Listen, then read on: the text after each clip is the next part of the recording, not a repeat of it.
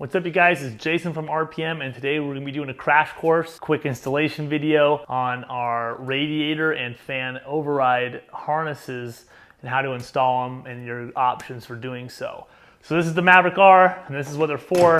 You know that because you have the kit hopefully. On the Maverick R you've got two options for powering, and really your options are endless because all you need is keyed 12 volt power. Our kits don't draw a whole lot of power, so you can pull the trigger wire from just about anywhere. But moving on, the main places you're going to want to pull power are going to be up here.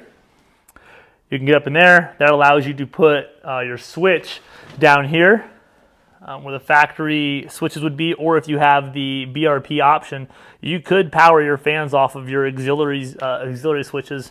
You can put the toggle itself down there. You can put the toggle itself on the left side of the steering wheel.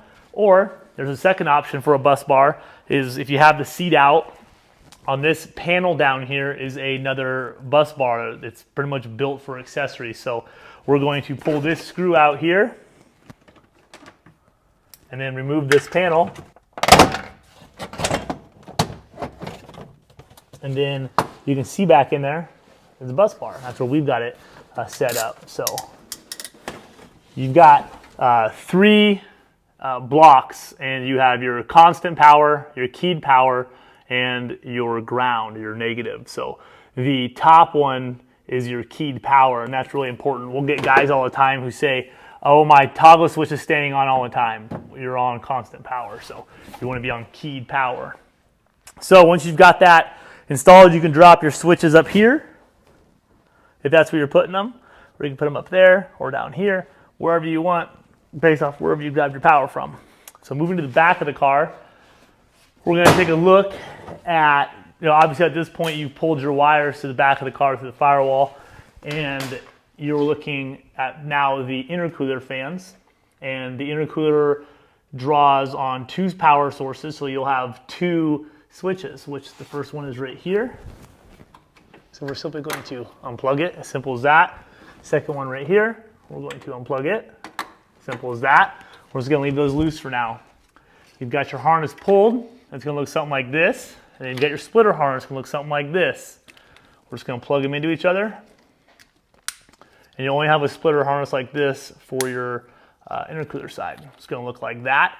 And then we're just going to plug in line to your intercooler fan number one, intercooler fan number two. And it's that quick and simple.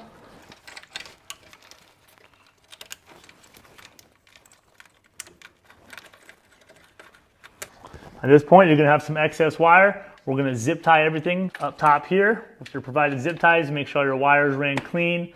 It's not touching or rubbing anything, and you're ready to roll. So these kits allow you to, at the flip of a switch, or switches, we give you the option to run everything on one switch, or if you bought just one or the other, you have your own switch for it. So you've got your radiator fan override switch, your intercooler fan override switch, or we include a switch that says just fan override. If you buy both kits, you're going to get that with a splitter harness as well. So you'll have two harnesses, and you'll pin both of them into one switch. So you can turn everything on with just one switch, which is what we recommend. But for some reason you have a race car or you're a highly modified car and you just need one or the other, we offer it that way as well. The radiator, the Maverick R has a front radiator and a rear radiator. It actually has 4 radiator fans total.